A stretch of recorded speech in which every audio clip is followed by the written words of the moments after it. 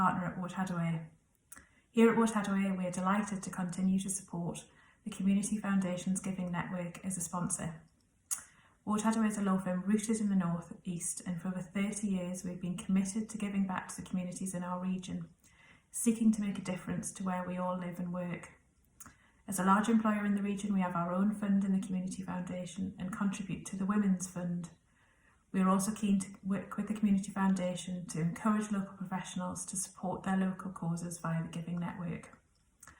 I think we all recognise that our region would be very different today if not for philanthropy. The region's rich history of social activism, volunteering and collective philanthropy have been pivotal in delivering meaningful social change and in creating institutions we all hold dear. In these strange times, the silver lining has appeared through community spirit. The pandemic and a subsequent lockdown in the UK has placed huge emphasis on communities coming together to help each other, and particularly the elderly and vulnerable. Personally, this experience has made me think about how I could seek to make a more meaningful contribution to this effort. Rather than a change of career, I've realised a more realistic goal is to seek to use some of the skills I've gained in the workplace to hopefully support some local organisations and to be able to provide some financial support to such organisations at the same time. This is just the start of this journey for me, and I hope that doing this as part of a network will actually make me take action. Through Haddaway's continued involvement with the Giving Network, we have first-hand knowledge of the fantastic organisations that have been supported and how the process to providing this support has brought together like-minded professionals, pooled their giving and insisted in providing them with information about vital issues in our communities. Haddaway has always been committed to the communities which we serve. We are committed to and proud to support the Community Foundation's initiative to encourage others to do so too. On behalf of Haddaway, we'd like to recommend that you continue to support this initiative or become part of it, and encourage everyone to spread the message to their family, friends and colleagues. Thank you.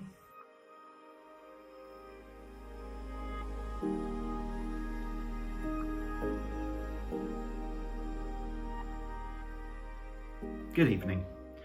My name's Rob Williamson and I am Chief Executive of the Community Foundation serving Tyne and Wear and Northumberland. And I'm going to introduce to you the 4 brilliant groups that we are presenting to you this evening. Before I do so, I just wanted to say a little bit about the extraordinary circumstances in which they and the Community Foundation are working right now. The coronavirus pandemic has had a huge impact on the work of small local charities. Many of them have seen their incomes drop overnight, whether that be because they were renting out buildings that have now had to close, or because they had a contract for delivering some service, or because they were fundraising and they just can't get the income in from fundraising events. All of that has had a huge impact at a time when many of these groups are facing a much bigger demand for their services. The fact that so many have adapted and kept going and supported so many of our most vulnerable people during this crisis is a real testament to the creativity, energy and commitment of all the staff and volunteers who work in these organisations. They are a real inspiration. At the Community Foundation, we recognised the need to do something very targeted in response to the pandemic early on. So we set up our Coronavirus Response and Recovery Fund, which has been supported by a whole range of individuals, businesses and other organisations. And we've also been distributing money from the National Emergency Trust's Coronavirus Appeal. Taken together through those 2 pots, we have received over £1.7 million, and we've already distributed around half of that in grants to these vital charities in our area. All 4 groups that you'll hear from this evening have been part of the amazing community response to the pandemic across our area, but their work is vital at all times, and they have huge amounts of experience of dealing with some of our most disadvantaged, diverse communities. First up, you'll hear from Pauline from Family Gateway. Family Gateway works across Tyne and Wear and Northumberland with children and families with complex needs to improve their life chances. You'll then hear from Diana from Fight Back, a Sunderland-based charity working with refugees and asylum seekers with disabilities and other physical and mental health needs. Next, is Julia from Gateway into the Community, which provides people with learning disabilities access to leisure and learning opportunities across the west of Northumberland. And finally, Joanne from the Young Women's Outreach Project, a Gateshead-based organisation which provides advice, support and information to vulnerable and isolated girls and young women aged up to 19 from its base in Gateshead. I hope you'll enjoy hearing from them all, and thank you again for joining us this evening.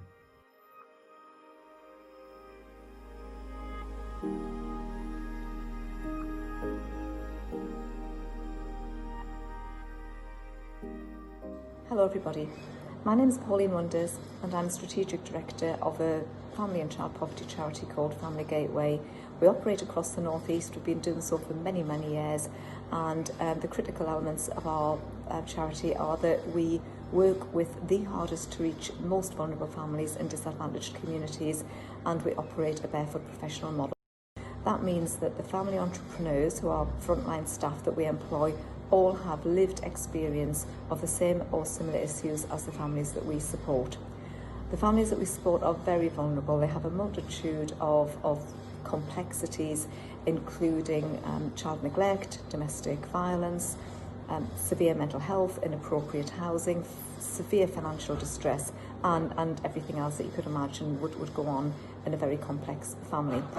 Quite often the parents are single female parents, and they have up to 6 children. After COVID hit, there were a lot of things that we had to consider.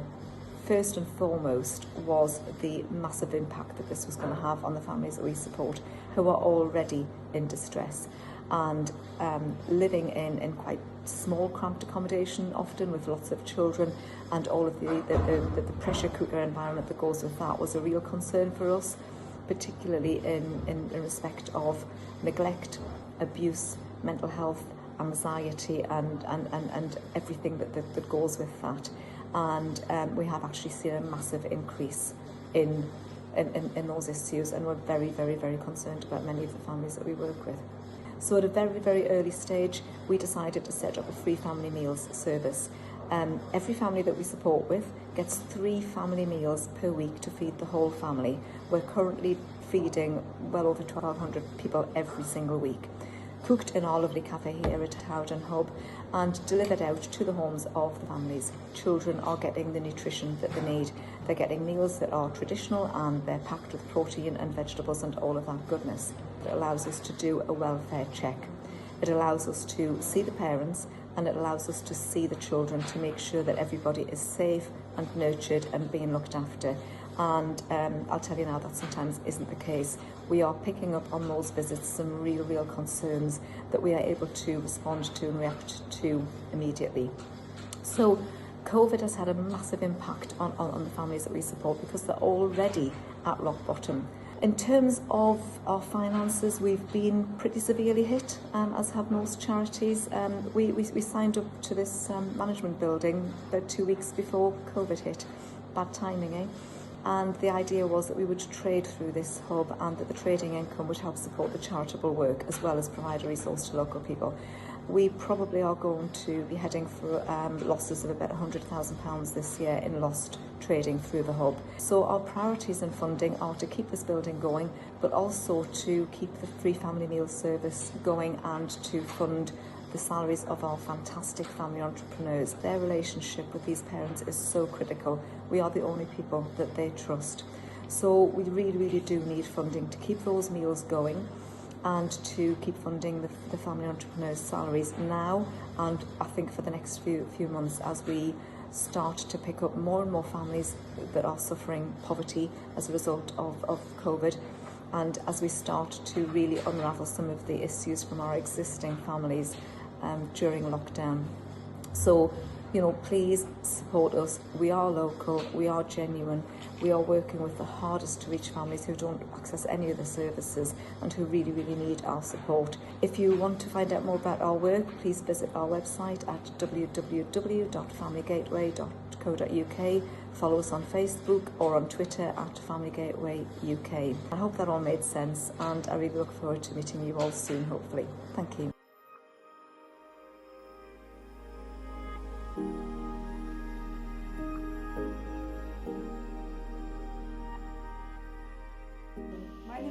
Hampton from the Fight Back charity in Sunderland. Fight Back has been helping people with health issues since 2004. However, in late March, when COVID-19 was starting to pose a significant threat, our committee decided to suspend our coffee morning, befriending service and drop-in service due to fears of transmitting the virus in line with government guidelines.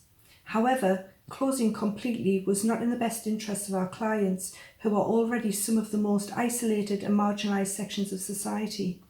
Therefore, we decided to adapt our services to maintain contact. As a disabled person myself, I understand the fears and concerns of our disabled clients and the people with underlying health issues regarding the virus.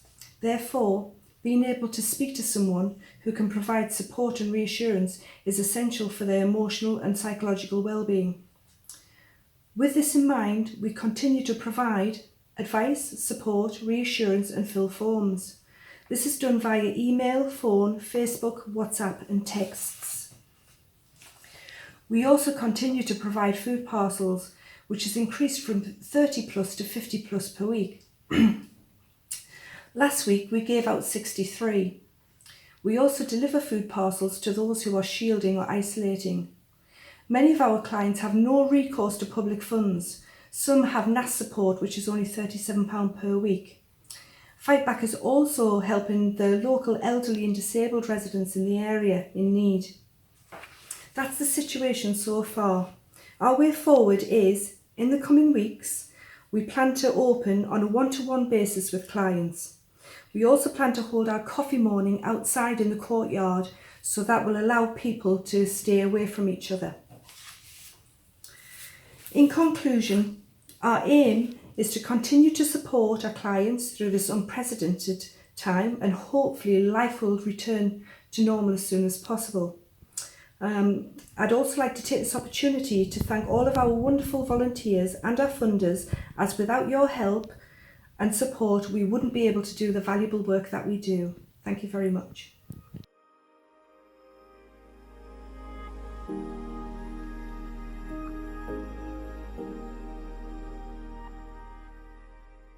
Hello, my name's Julia Ferguson from Gateway into the Community. I hope you're all well. It's a really challenging time at the moment for everybody. We support people with learning disabilities to access social, leisure and learning opportunities within their community. And yes, it's been extremely challenging for us over the last few months. From the 23rd of March, when lockdown started, literally overnight, we lost all of our contracted work, which amounts to about 75% of our total income. So that meant that we had to drastically adapt and modify the services that we provide to be able to keep in touch and keep contact going with over 120 people that we normally work with on a weekly basis. We were able to furlough our community support staff using the government job retention scheme, which has really helped. So we know that we're able to keep the staff there, and hopefully when we start to lift, bring them back.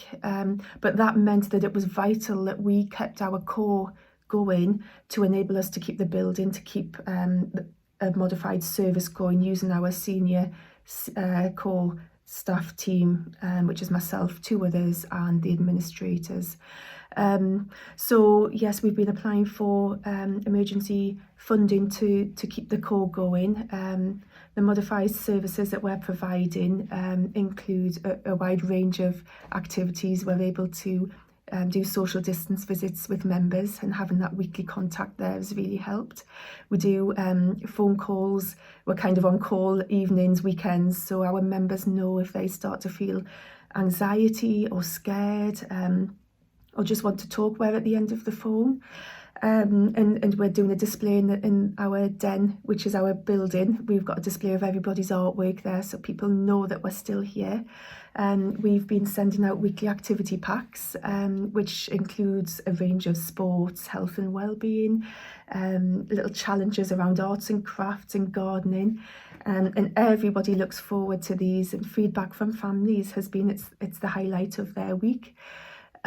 So yes, I mean, feedback as well has also been amazing, and it has kind of shown us that, you know, what we are doing is a lifeline, and it's really vital that we're able to provide the modified services that we are at the moment to ensure that you know, we're keeping in touch, and we're keeping members safe, and they know that we're here to talk to. One mum in particular who has a son who has autism said that, you know, when lockdown happened, it was so challenging because literally overnight his routine ended. But she said that down to Gateway being able to provide the weekly activity packs and those little challenges has brought purpose and structure to his daily routine, and has helped immensely. And, you know, that kind of showed us that what we are doing is so needed. So that's why we are continuing to provide those services to a whole range of individuals, all our members within the community. So yes, so the funding that we are looking for is to keep the core going at the moment. We've still got the building, we've still got the senior team that we are providing the services, so that when we come through this, our members are much better placed to be able to start accessing activities again in the community, and they feel confident, they feel safe, they feel that they, you know, haven't lost the skills that they had previously. So a bit of a lifeline at the moment. Yes, but I hope you enjoyed the presentation, and thank you for listening.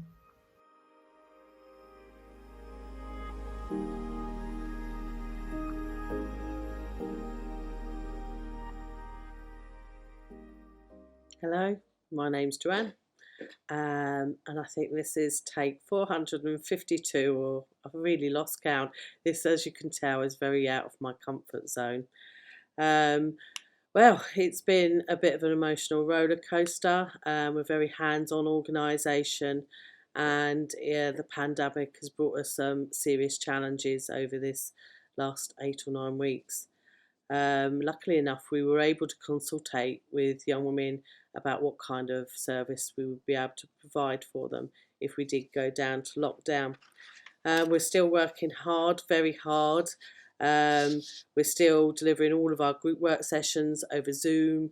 We're delivering one-to-one sessions over Zoom. We deliver about 80 to 100 care packages per week.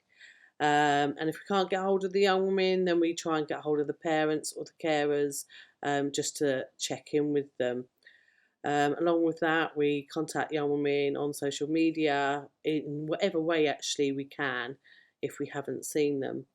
And then we're able to deal with any issues that they're currently facing or stressing about.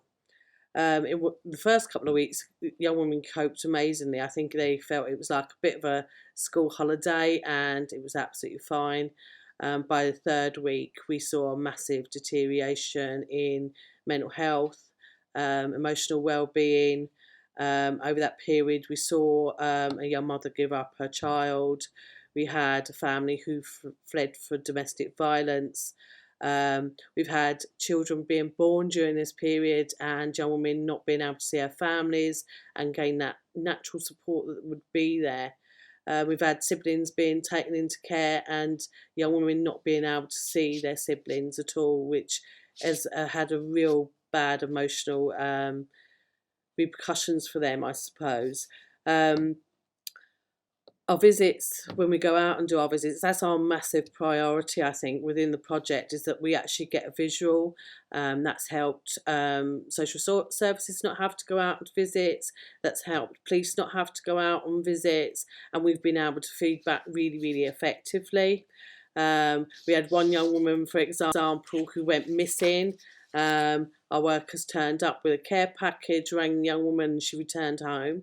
We were able to make things peaceful there. We've been able to support the whole family. That's something we don't normally do. We've sorted out free school meals, delivered food parcels, supported parents to support their children. And one visit, we actually stopped a young woman from self-harming, was about to self-harm in her bedroom, saw one of our workers, came down. The care package made her feel so loved, so safe and so cared for that she chose not to. I think that's really, really important. One of the biggest challenges we're facing at the moment, this is all lovely, but we don't have any privacy. So we're looking to do some work out the rear of our building, which is quite a big space, with decking and just making it a bit more secure so we could deliver more one-to-one sessions for the really, really vulnerable, the ones that are on child protection plans, the ones that we deem as high risk of exploitation. So we're looking for that, and obviously funding wise we're struggling with care packages. Roughly we're spending around £400 to £500 a week. In it is team games, there's stuff around mental and emotional well-being, there's sanitary products and hygiene products. So and the future for funding for small organisations is going to be tough in the future.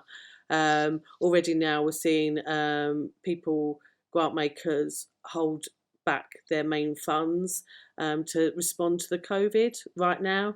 So when those funds open back up next year or the year after, we don't know, because we don't know how long this is going on for. So I don't think there'd be a lot in the pot. And the other thing is, we're losing income. We rent our premises out to people like Rape Crisis. It brings in a small income, but it pays our rent, and every penny helps. So that's me. I'm Joanne. I'm from the Young Women's Project. Thank you for listening to me.